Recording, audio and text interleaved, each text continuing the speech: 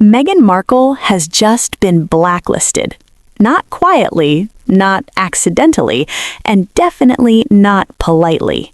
Blocked. As in, do not call, do not ask, do not collaborate, and absolutely do not send requests.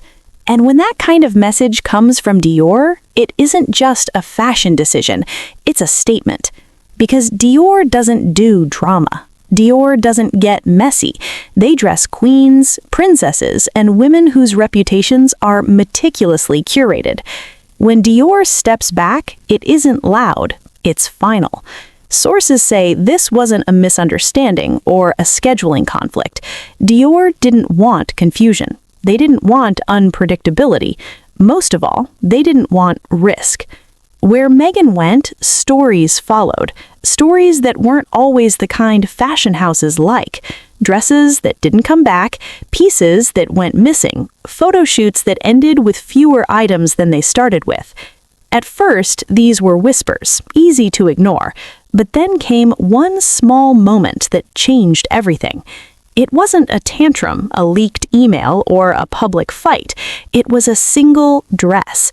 A soft green Dior dress worn by Meghan for a magazine shoot. Elegant, polished, flawless. But behind the scenes, it was loaned, not gifted. And in fashion, loans come with a sacred rule. Return it once the cameras stop rolling. When the shoot ended, the dress was gone. No paperwork, no payment, no explanation. At first, everyone assumed a mix-up. Fashion sets are busy. Mistakes happen.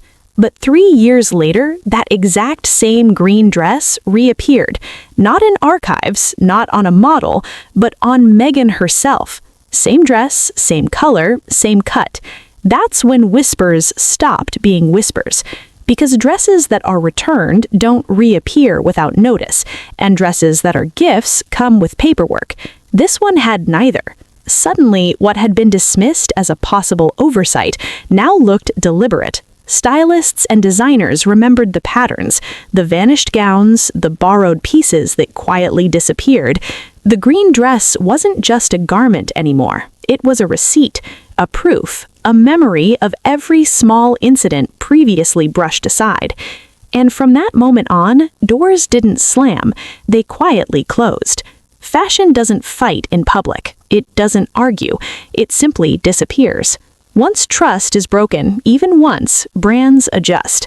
Repeated issues? They erase access entirely. Dior, a house that dresses royalty without hesitation, watched, listened, and calculated. Lending a dress should never become a liability. Once risk outweighs reward, even the most powerful names get no exceptions. Long before royal titles and palace gates, there was a commercial set in Toronto, a clothing rack, a shoot that seemed routine. Meghan arrived, confident, charming, ready to work. Cameras rolled, outfits were worn, nothing seemed off. Until it ended. Several items were missing, most notably a pair of Aquazzura Matilda heels. At first, no one panicked. Mistakes happen. Weeks passed, months passed. Then came the moment that made the room quiet. Meghan appeared publicly wearing the exact same heels. The explanation? Allegedly, she didn't want them ending up on eBay. But if that's true, why not purchase them? Why not return them? That Toronto incident became a whispered warning from stylist to stylist, from brand to brand. Be careful, don't assume it's nothing. And just like that, the first crack formed. When Meghan entered royal life, she didn't just marry into a family, she stepped into a system, an old, rigid system built on rules designed to prevent scandal, to protect reputations, to ensure that every item, every piece, every gesture was accounted for.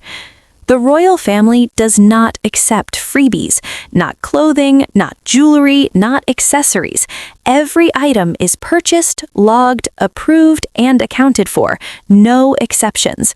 Sources say Meghan arrived with a different understanding, a Hollywood mindset. In that world, designers want celebrities to wear their pieces. Exposure is currency. Wearing a designer's dress, even temporarily, is often treated as payment in itself. Inside the palace, that logic didn't work. Requests for designer gifts were made, entirely against protocol. Staff explained the rules, but resistance followed. Pushback, arguments, insistence that exceptions should apply. But the rules didn't bend. And that's when the palace staff reportedly realized something uncomfortable. This wasn't confusion. It wasn't ignorance. It was conflict. Borrowed pieces weren't returning. Designers were asking questions. Requests were being made that palace aides could not approve. Some staff tried patience. Others tried explanation. But the friction grew sharper with each incident. Because, according to insiders, to Meghan, these rules felt outdated, restrictive, unnecessary. She had grown accustomed to a Hollywood culture where fame equaled privilege and permission was often implied. Inside royalty and high fashion, the lines are sharp. The system doesn't reward assumptions or entitlement. The friction didn't stop at dresses. Accessories, shoes, and smaller items all became part of the silent tension. Doors that were once open began to close, quietly. Designers stopped lending. Stylists stopped sending lookbooks. Brand managers stopped replying to emails. Not anger, protection. When a house feels burned, it doesn't explain itself, it disappears. And Dior, known for elegance and discretion, watched this pattern carefully. Lending a dress is built on trust. Break it once and brands adjust. Break it repeatedly and access disappears entirely. Insiders say Dior made the calculation. Risk outweighed reward. The result? Meghan Markle was blocked. Not quietly, not accidentally, completely. Hollywood might forgive a missing gown. The royal family cannot, and the fashion world cannot. What had once been a minor series of mishaps had grown into a pattern, now fully visible, fully undeniable. That green dress, the Aquazzura heels, other vanished items, they weren't isolated incidents. They were proof of a pattern of borrowing without returning, exposure without accountability. In Hollywood, visibility equals value. Inside royalty and high fashion, trust equals value. And once trust is gone, even fame can't restore it. Dior's block wasn't personal. It wasn't scandalous. It was inevitable. The story raises bigger questions. Can someone who grew up in a world where fame and access replace rules adapt to a system built on meticulous boundaries? How do past habits collide with institutions that operate under different rules? And most importantly, how does someone who once thrived on Hollywood's culture of borrowing and exposure adjust to a world where every choice is scrutinized, every action accountable? For Meghan Markle, the green dress was more than a garment. It was a turning point, a quiet, invisible line drawn by one of the most prestigious fashion houses in the world. From that moment on, access was denied. Doors didn't slam, they simply never opened again. And in the intersection of Hollywood ambition and royal protocol, the consequences were immediate, tangible, and inescapable. The green dress incident wasn't just about a single garment. Insiders say it revealed a deeper pattern, one that extended beyond Dior, beyond any single designer, and into Meghan's approach to fame, visibility, and privilege. Hollywood operates on a currency of exposure. Stylists, designers, and publicists understand that celebrities wearing their pieces generates buzz, media coverage, and social proof. Often, that exposure is considered a form of payment, sometimes even more valuable than money. Meghan had grown up in this ecosystem, where borrowing without permission, bending rules, and leveraging influence were common practice. But the palace and high fashion world operate differently. Here, every detail is accounted for, every action scrutinized, borrowed pieces must be tracked, permissions must be granted, exposure alone is not compensation, repeat breaches of trust are not tolerated. According to insiders, Meghan's repeated requests for loans, her alleged failure to return items, and the insistence that her fame justified exceptions revealed a mindset at odds with these institutions. It wasn't malicious, they say. It was habitual. It was learned behavior from a world where ambition often outweighs rules. And habits, when left unchecked, have consequences. Stylists remember. Designers remember. Brand managers remember. Whisper networks in the fashion industry are long, detailed, and highly efficient. Once a pattern emerges, reputations shift, invitations dry up, requests are ignored, and the doors that once opened widely swing shut without fanfare. For Dior, the calculation was clear. Lending to Meghan posed a risk not just of a missing dress, but of broken trust that could tarnish the brand's prestige. Reputation, after all, is everything in high fashion. One incident might be forgiven, two might raise eyebrows. A pattern? That's a liability. The psychological aspect is key. Meghan, accustomed to leveraging visibility for influence, reportedly viewed borrowing as part of the social currency she had long mastered. But when that behavior collided with institutions structured around accountability, the result was inevitable. Trust was broken, access denied, opportunities lost. And the consequences extended beyond fashion. Advisors within the palace reportedly took note, recognizing that this behavior reflected larger patterns, an unwillingness to adapt fully to institutional rules, a reliance on personal influence, and a tendency to treat exceptions as the norm. These traits, once manageable in Hollywood, became friction points in the rigid, rule-bound royal environment. Insiders also claim that the pattern reinforced itself. Once one designer closed a door, others followed quietly. Stylists stopped sending lookbooks. Brand managers ignored calls. Requests for collaborations went unanswered. Silence became the most effective deterrent. Ultimately, the green dress was never just a garment, it was a symbol, a proof point, a visible reminder that trust, once broken, cannot easily be repaired, even for a duchess. And in the intersection of ambition, celebrity, and royalty, the rules are not negotiable. Patterns, once established, define the boundaries, and crossing them, even unknowingly, can have lasting consequences.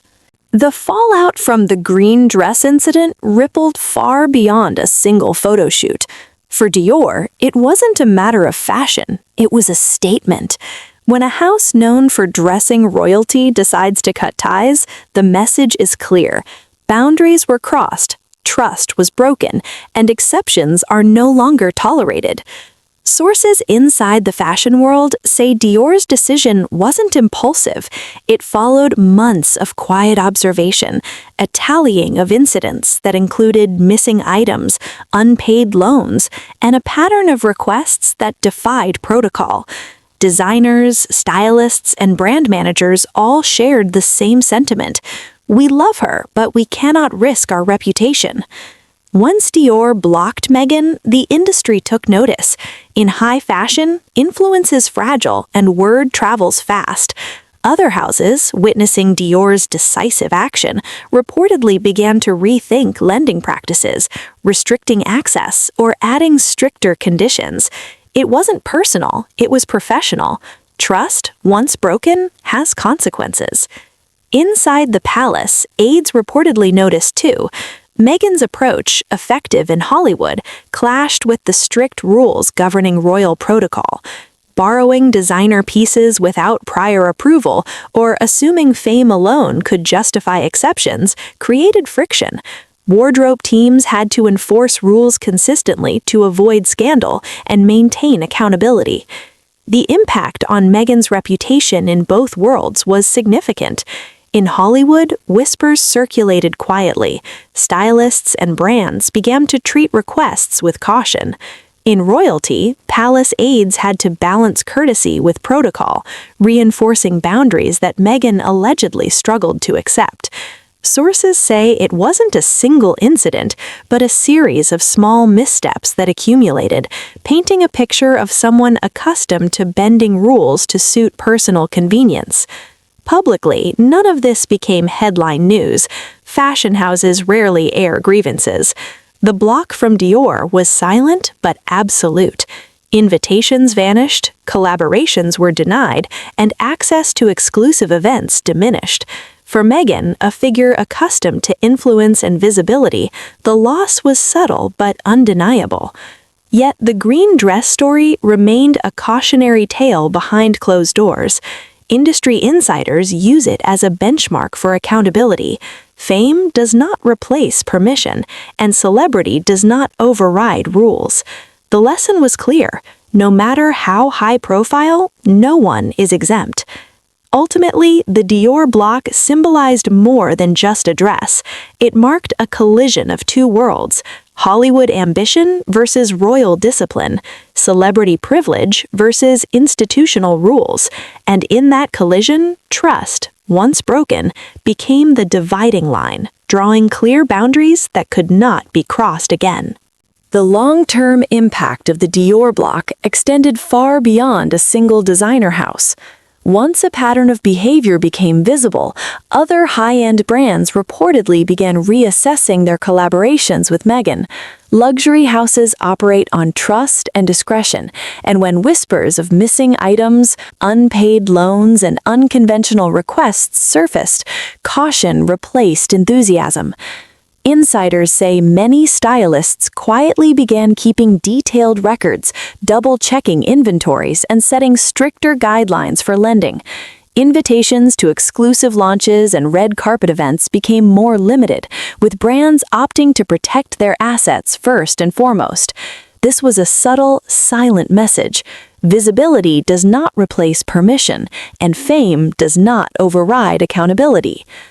The palace reportedly took notice too. Aides and protocol officers observed that Meghan's Hollywood approach to fashion clashed with the expectations of royal life. Borrowing designer pieces without prior approval, assuming celebrity influence could bend rules, these were practices that simply could not be accommodated within the strict system of royal protocol. Wardrobe teams found themselves in a delicate balancing act, trying to uphold rules while navigating the expectations of a high-profile figure who was used to different standards.